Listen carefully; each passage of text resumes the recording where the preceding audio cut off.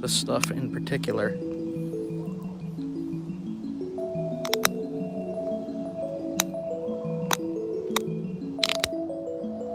All right. Yes. This is what it came from. It's very, very smooth.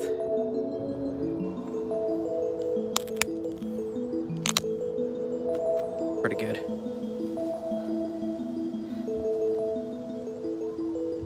Nice and thin.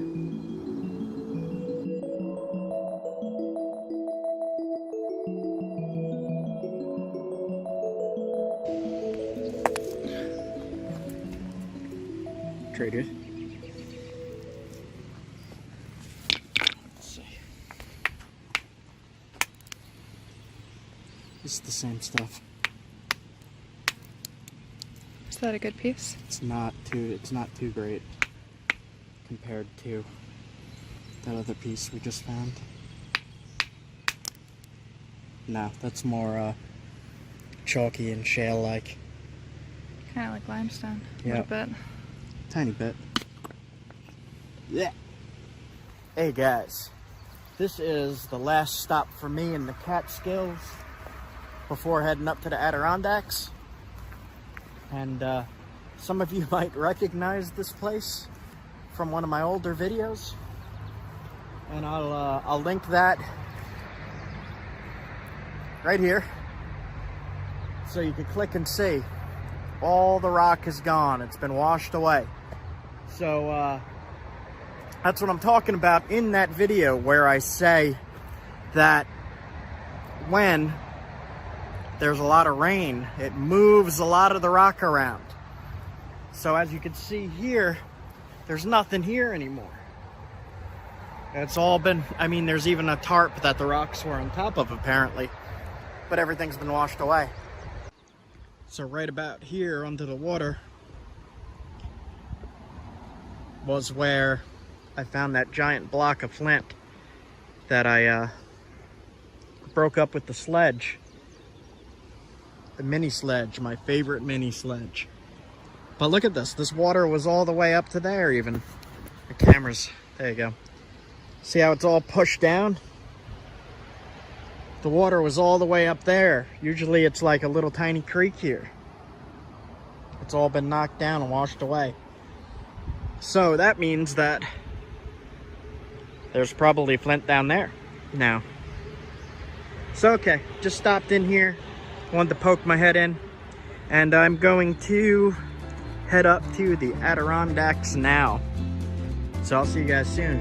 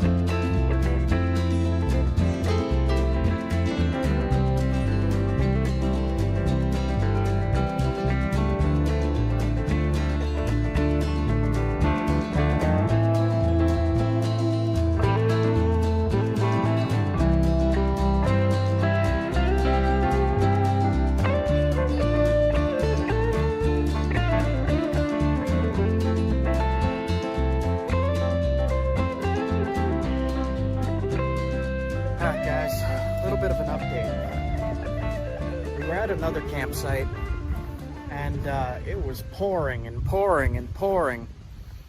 Then this morning I woke up and it started downpouring again. So I was like, let me try to move to a different area and see if the weather's any better, which it is over here. But this is not the campsite we're going to stay at. I just wanted to show you a good example of what these primitive sites look like. It's right on the water. Right there. It's a little bit windy. So hopefully that's not an issue with the sound. There's a trail going down here for people to fish. Literally just a little fire ring right here. And this place has a right up this little trail here is something that most campsites don't usually have.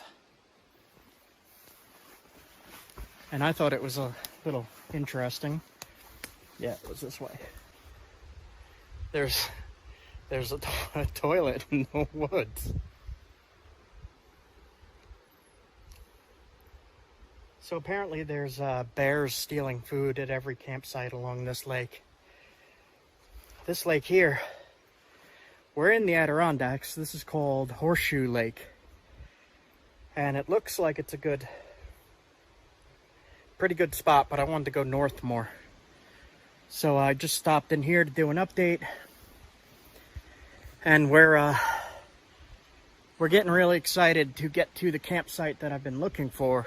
I'm excited to show you guys that. So I'm gonna get back on the road. I just stopped here for a minute to check it out. There's the truck right there. And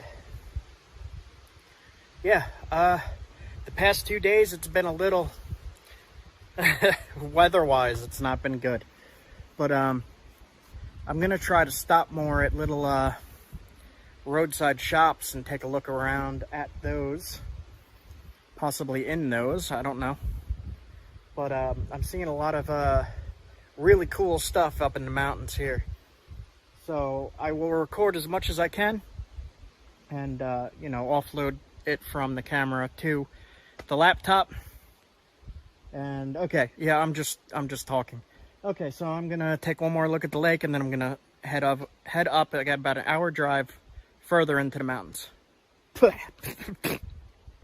Okay, see you guys in a bit. Okay, so we're driving, obviously, and I wanted to just show you what these what these roads look like. Okay, I'm gonna flip the camera. Okay, guys, so there are black flies here. I just got bit. That's new to me. So I wanted to show you these cool signs. Let me see if I could zoom in on that. I cannot.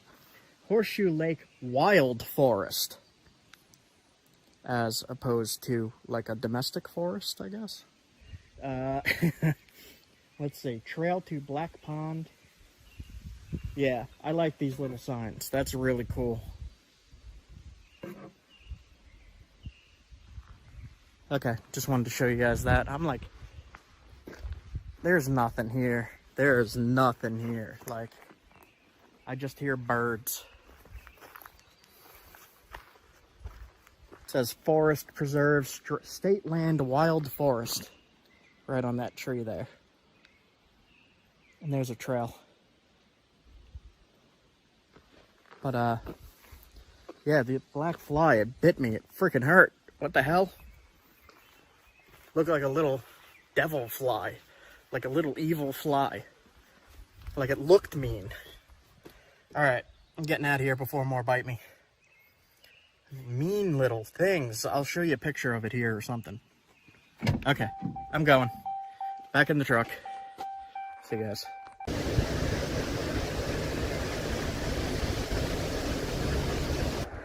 Now there are cars scattered coming up and down this main road going through. But both sides is a lake. And they're massive lakes. They're huge. I'll just show you a 360 here. There's a car coming. Lake on that side, lake on the other side. Man. Alright, so it's just a lot of this. This is way more wilderness than pretty much any of the other places I've ever been to. This is crazy. Like you can't really tell on the main road here, but you take those side roads, you're in the wilderness. All right, check back soon.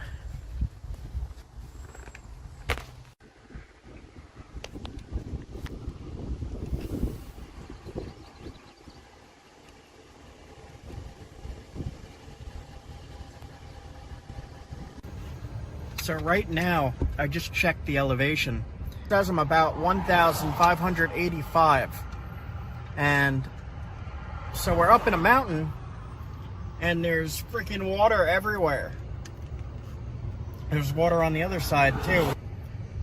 There's all kinds of wildlife everywhere. This is amazing. And in this section here, there appears to be a lot of traffic, and I don't know why. Okay, heading out. So we pulled off at, this is called Tupper Lake in New York. It's off Route 30. And I saw the hills out there and all, and I just wanted to check it out. It looks really nice. There's a few people out on a boat already. It's kind of early in the morning. I was just looking along the shore here to see if I see any flint, but I don't see any.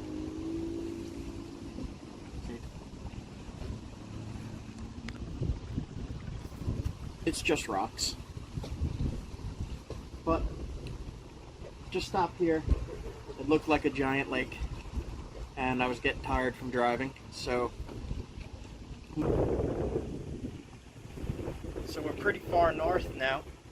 It's a little windy. It's way cooler here, and we're getting close to the campsite that I wanted to check out. So I'm excited. It's been a long drive, and I'm seeing a lot of stuff, and I'm a little overwhelmed. And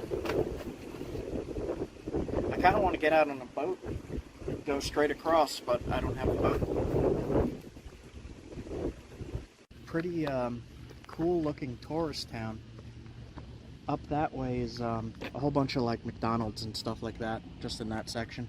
But if you head up further, there's, when you're heading towards the mountain, there's all kinds of little antique shops and stuff that I want to check out. Alright guys, so here they got the Canadian flag alongside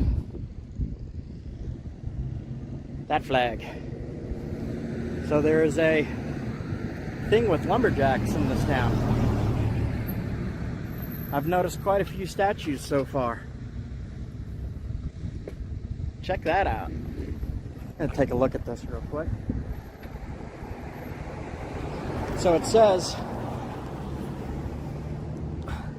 Memorial, Past, Present, and Future Woodsmen. Well, that's awesome. And this little plaque right here says there was a sawmill standing here. I'll show you that. Now there's a ball field, baseball. Right there, they're throwing around the ball right now.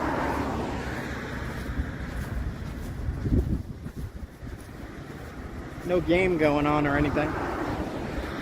But it says the Big Mill. Here stood from 1890 until 1930. The North Country's largest sawmill, built by John Hurd. It had the longest bandsaw in the world and twice broke the world's record for lumber sawed in a day. That is cool. That is very cool. Alright guys, I'm going to continue on exploring here. I'll give you the 360. There's mountains over there. Okay, get back to you guys soon. So, I'm looking at the bedrock and outcrops here, and I'm not seeing anything that really would contain flint or chert, but that does not mean that the glaciers coming through here and stuff didn't drop flint cobbles in the rivers and creeks and lakes even. So I'm going to look around quite a bit and see if I find anything. I'm not really seeing any limestone, and usually where there's limestone there's some kind of chert mixed in with. I'm not really seeing any limestone outcrops, so I don't know. I'm going to have to look around and see if there's even limestone chunks in the water. So this is like, what I was talking about is this road here. This is right, you know, you leave that town of Tupper Lake, and everything is just the side roads that cut through, it's like lake this way, lake that way, lake this way, lake that way, river this way, river that way, creek this way, fishing that way. So this is a good place for outdoors people. Outdoors people, come here. Also campgrounds. Also camping. There is a lot of campgrounds. So you can come here with your kayak, you can go camping, you could go biking. Definitely, I see a lot of bike lanes, and the side roads have bike paths. So that's something to look into if you are interested in looking for a cool area to take your bike. Like there. Jeez.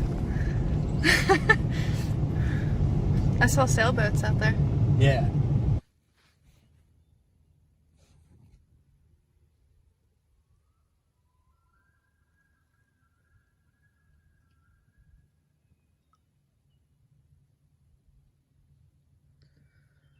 Up near the Canada border. Middle of nowhere.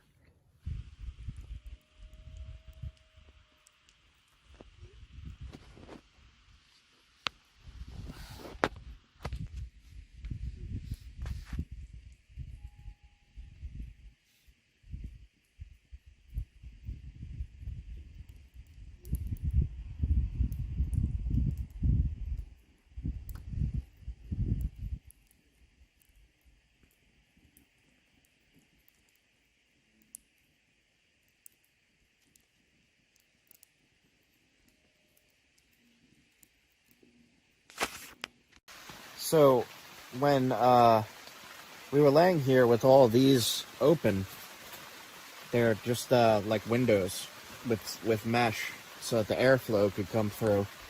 And we heard, like, it sounded like there was like a waterfall in the distance or something, and just felt a little bit of wind come, and we both jumped up and started zipping them all up all around the tent. Yeah, it was like a waterfall getting closer and closer and closer until... Yeah, and then all of a sudden, probably one of the heaviest rains I've ever experienced happened right on top of us. And I was like, oh my God, is the water going to come in the side of the tent here at the bottom? Now, let me show you what I'm talking about. So, this is open here. You can see the grass out there. And, you know, with that amount of rain like that, I was worried it was going to come over the edge. I don't know. That was a lot of rain. It's kind of drizzling now. So, okay. I'm pretty sure the worst of that is over. It's probably 1 in the morning now. I'm going to try to get some sleep. I like the rain sound like that. I don't like when it sounds like there's a waterfall on top of my tent. I don't like that. I like this stuff. This is nice. Alright, guys. I'm going to sleep. I'll see you tomorrow. Good night. Want to say good night? Good night.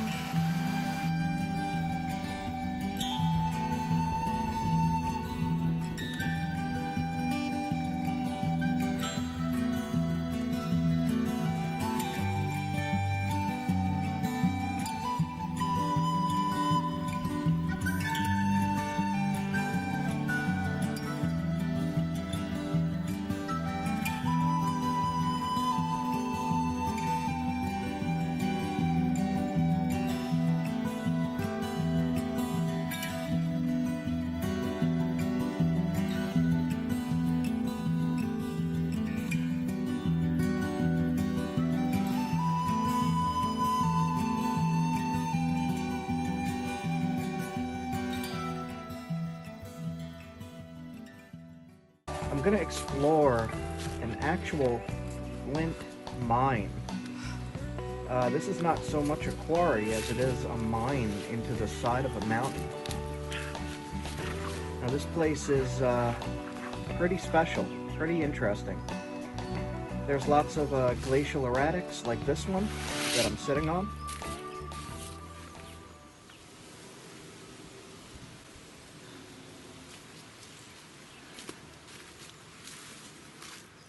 So what I'm doing is just exploring and trying to get a feel and understanding of these ancient locations where ancient people found their toolstones, and to try to get an idea of how they acquired in this case it's a rhyolite, but I'm just going to call it flint because that's what most people understand as a knappable material.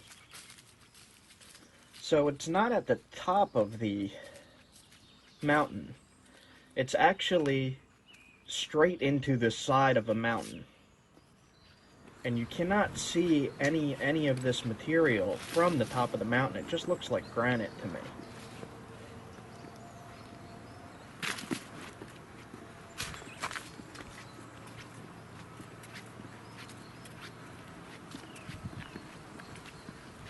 And I'll just let you guys get a feel of this place.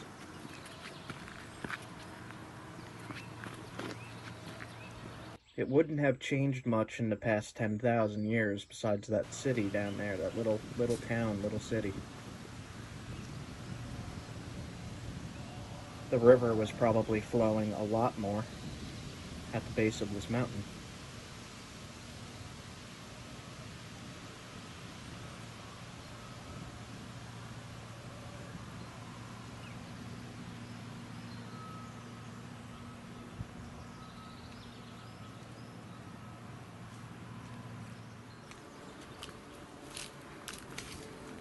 After stopping for that view, I'm going to go try to explore the actual mine itself. Now, from what I know about this place, there are no artifacts here, and there is no flint left. Everything was taken by ancient people and taken with them. They did not leave any tools. They did not leave any artifacts in the cave, and they left no flint. They took all of it. You could see the little scattered remains of what's left, but it's nothing that anybody could use.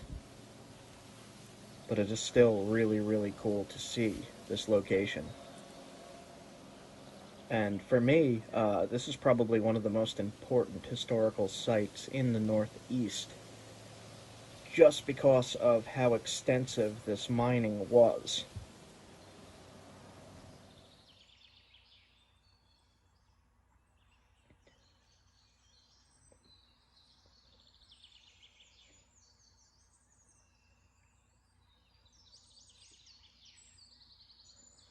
Right here is the mine entrance, and you could see that there's a boulder holding the entrance up.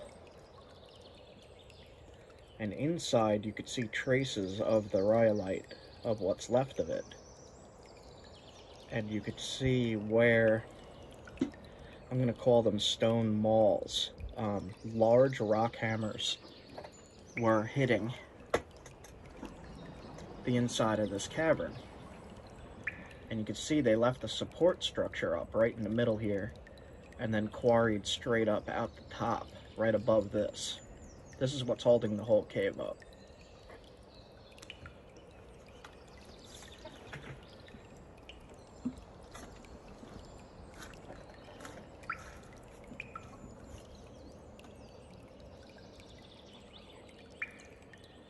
And this is one of the more interesting places that I have been to.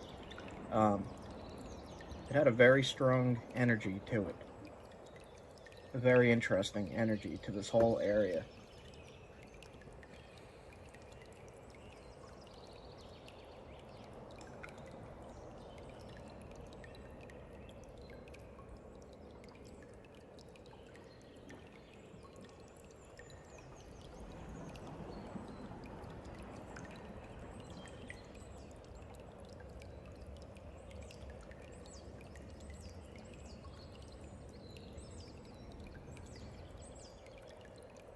The rhyolite would have been like a blue-orange, from what I know. I'm going to splice in an artifact here of this made from this material that is now long gone.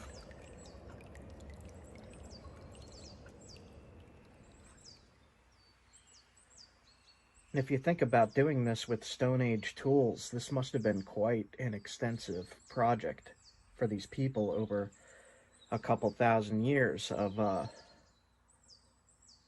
getting into this side of this mountain, probably with antler and stone tools. It's really crazy to think about, and to see that they had the know-how to leave a support here, seeing where they were striking and what kind of tools they might have been using. You see it? There's a little bit there. To make this mine. And at the top, I could see that they were hitting with a large hammer, a large stone hammer. And they left that little bit of flint right there as the support beam. And that is, as you can see, it's all weathered and freeze cracked, and It's just They said they stopped. there's not much left of it. precarious. I see what happened. I could see why they stopped using it. I can see why they stopped using it. Why? I did sit in this cave for quite a while, just contemplating and listening to the sounds. The sounds themselves were pretty amazing. The acoustics of the inside of this mine, the way the sounds from the outside of the cave coming in sounded really interesting, and there was a lot of water dripping, and the wind coming in was making a howling that I thought was really cool.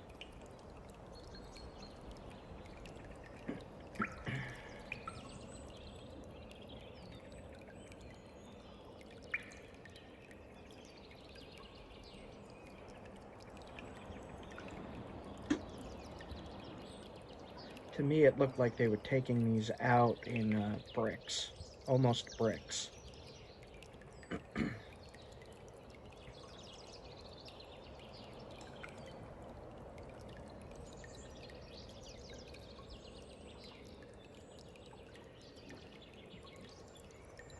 But artifacts made from this material have been found all over the Northeast, and it was widely used material.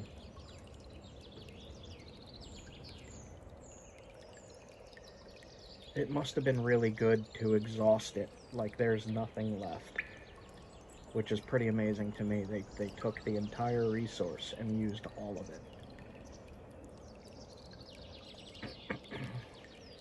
Now, they wouldn't have just been making spear points from this. They also would have been making their cutting tools, their knives, their scrapers for scraping hides, along with any other drill tool that they might have needed, or any number of things.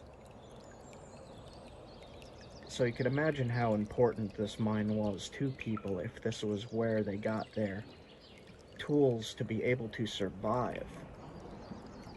So this place must be really special, really almost magical. I know it is to me.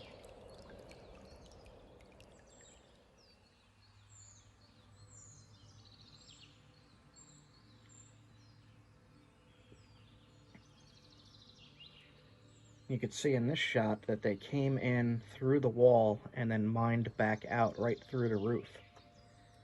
And the mine itself is right at the top in the side where I'm zooming here.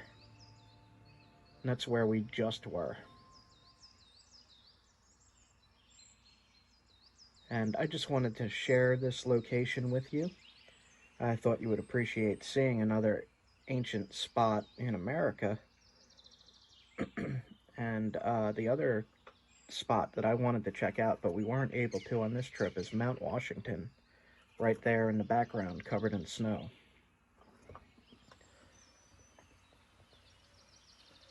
But we went to a campsite that actually had a fairly large creek running through it.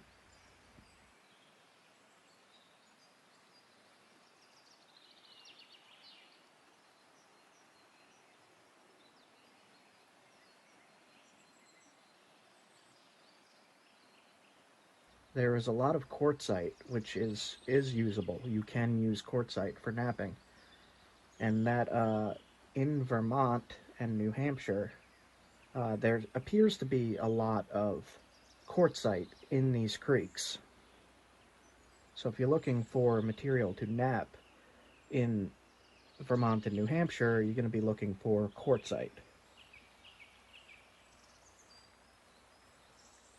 And to be able to identify quartzite, I have another video called No Flint, No Problem on my playlists, and you're going to want to check that out to be able to see what these quartzite and quartz materials look like in creeks and oceanside even.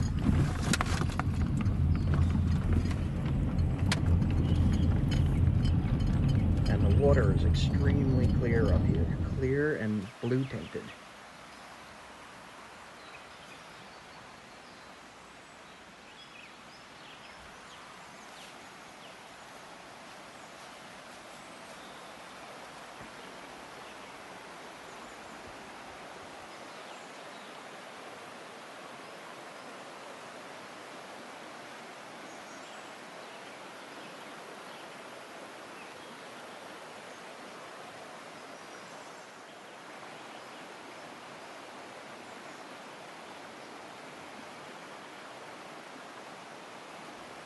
Inside this creek was quartzite and quartz by large amounts.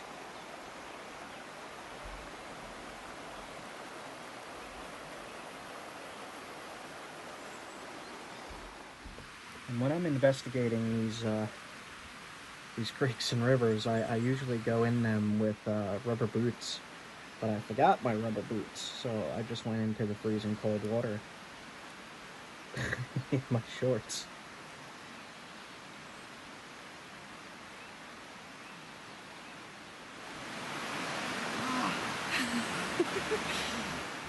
That was some pain.